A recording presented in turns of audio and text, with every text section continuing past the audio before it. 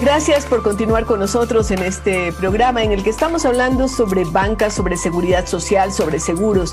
Y en esta oportunidad tenemos la presencia del economista Giovanni Cardoso, quien es gerente general del Banco Codesarrollo, Banco de Desarrollo de los Pueblos.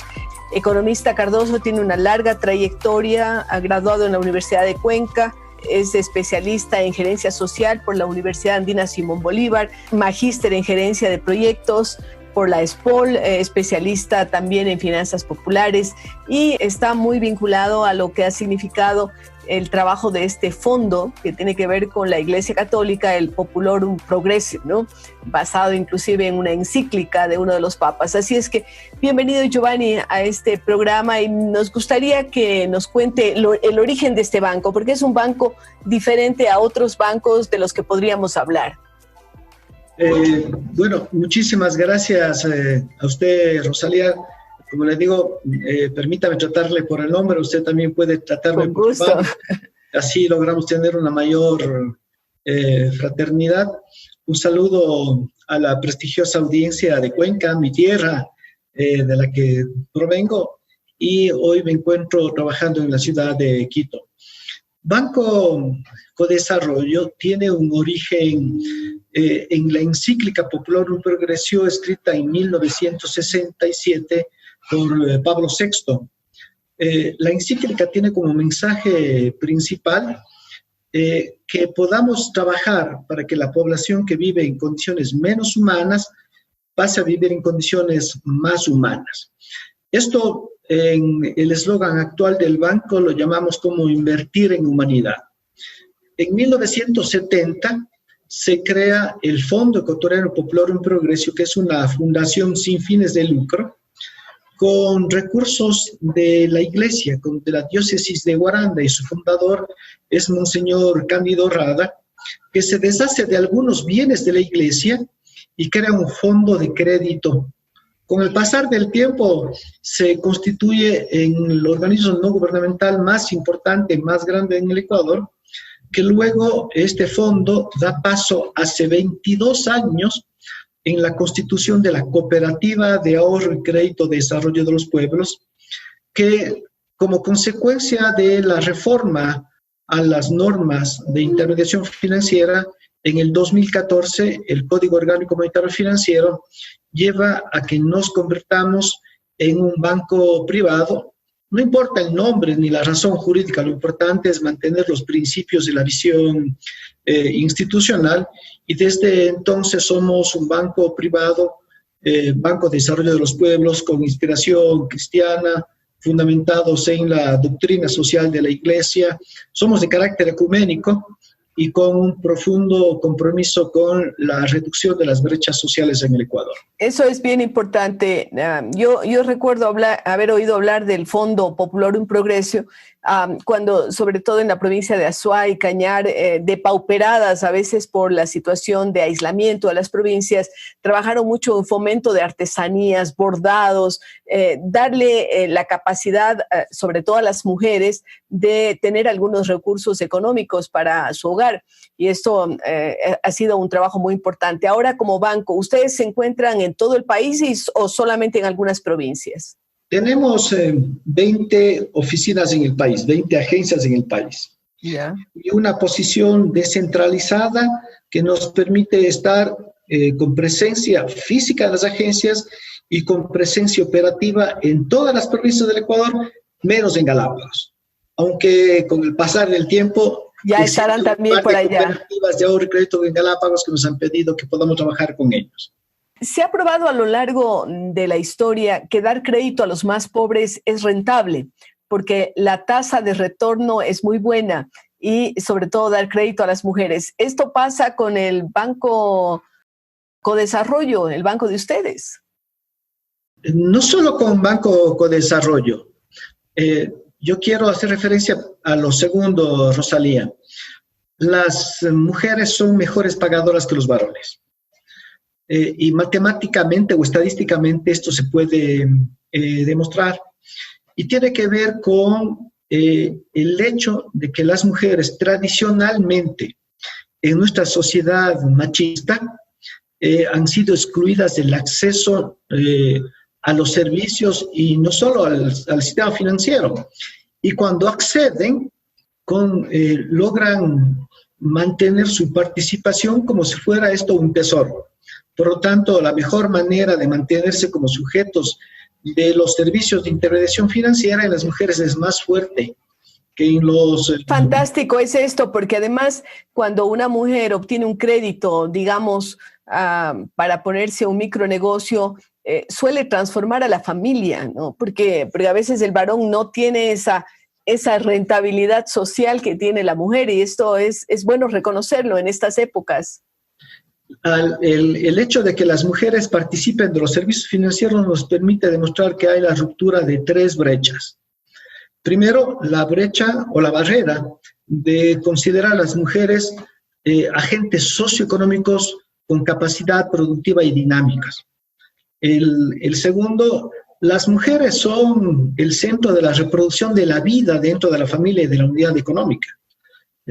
Se preocupan más de la subsistencia de la unidad familiar que los hombres. Lamentablemente, digamos, eso es así, pero desde los conceptos de la economía social y solidaria o de la economía popular y solidaria, las mujeres cumplen un rol fundamental en la reproducción de la vida y la reproducción de la unidad económica popular. Y la tercera barrera es el acceso a los servicios financieros. Todavía hay algunas cosas que se deben trabajar. Por ejemplo, el promedio de crédito para las mujeres es menor al promedio de crédito para los varones. Esto significa increíble, ¿no? Increíble, esto tiene que cambiar. Claro, todavía obedece a una distribución no equitativa de las actividades económicas productivas. Por ejemplo, cuando se pide un crédito para ganadería mayor, es el varón todavía el que administra estos recursos. Cuando se pide un crédito para ganadería menor, pollitos o chanchitos, es la mujer la que administra estos recursos. Todavía hay una barrera no resuelta en términos de la administración de los recursos en los hogares, en las unidades económicas populares.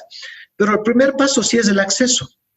Gradualmente se ha dado, ¿ya? Claro, gradualmente las mujeres irán controlando no solo las actividades económicas productivas menores, sino las actividades económicas productivas mayores. Y hay muchas experiencias de mujeres que controlan la unidad económica de manera completa. El salto de la cartera que tiene Banco Condesarrollo hoy para mujeres es de $51 millones. Es un valor muy importante y en crecimiento, con un nivel de cumplimiento, lamentablemente hay que reconocerlo como varón, que el nivel de cumplimiento por parte de las mujeres es mejor que el de los hombres. Muy interesante, y esto ratifica lo que hemos dicho y que lo ha aprobado inclusive el premio Nobel Yunus en sus bancos, en el Grameen Bank y en otras iniciativas que ha tenido, en donde el crédito para mujeres es más rentable, es menos riesgoso porque somos mejores pagadoras. Pero vamos exactamente a lo que ha hecho el banco durante esta época de crisis tan dura que tenemos y que vamos a seguir viviendo. ¿Cómo apoyar precisamente a esa economía, a esa solvencia, a esos pequeños negocios a los que llega fundamentalmente los recursos de la cooperativa? Perdón, del banco, antes cooperativa. Bueno, yo quisiera primero poner un antecedente antes de responder, si me permite, Rosalía. Sí, claro, Giovanni.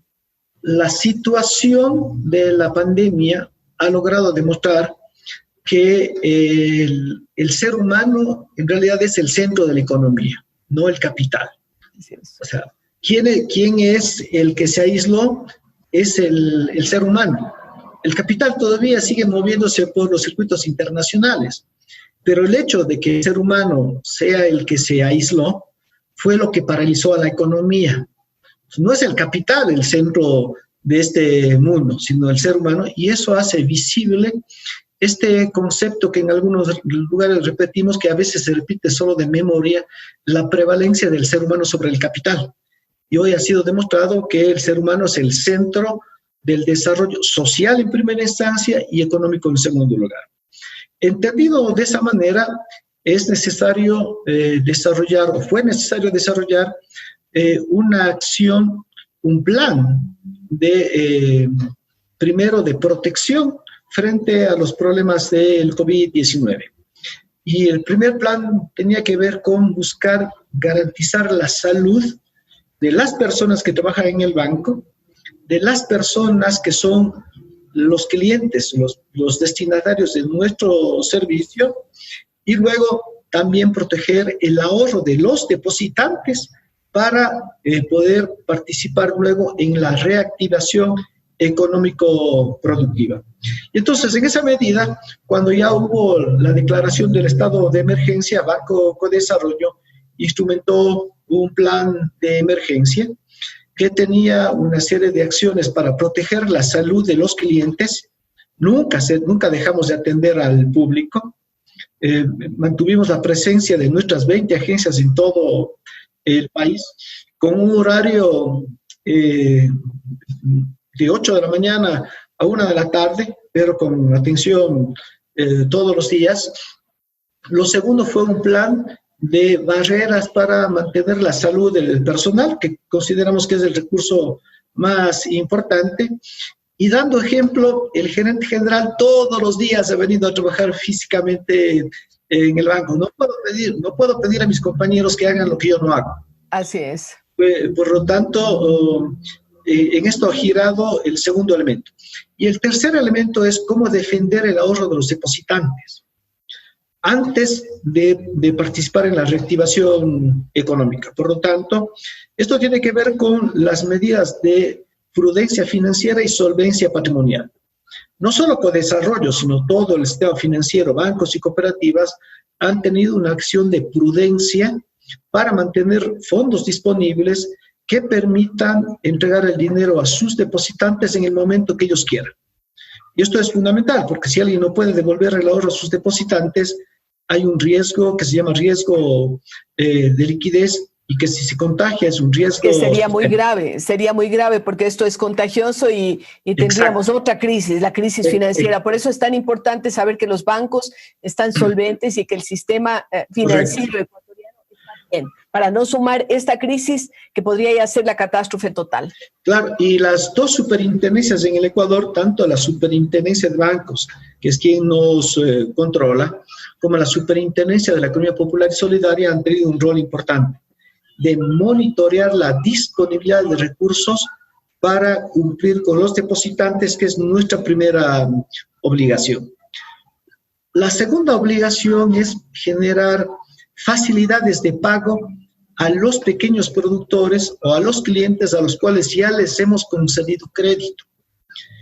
Incluso antes de que la Junta de Política y Regulación Monetaria expida su norma de diferimiento, Banco Codesarrollo desarrolló ya desde octubre y noviembre del año pasado, cuando hubo esta conmoción nacional, un mecanismo que nosotros le llamamos de reprogramación de las cuotas de crédito, porque lo que ha ocurrido es que los ingresos de las actividades económicas se han disminuido y por lo tanto si queremos seguirles cobrando las cuotas en el mismo monto y con la misma los mismos plazos y tasas, claro, hay falta de liquidez, eso es lo que tenemos en el Ecuador en este momento.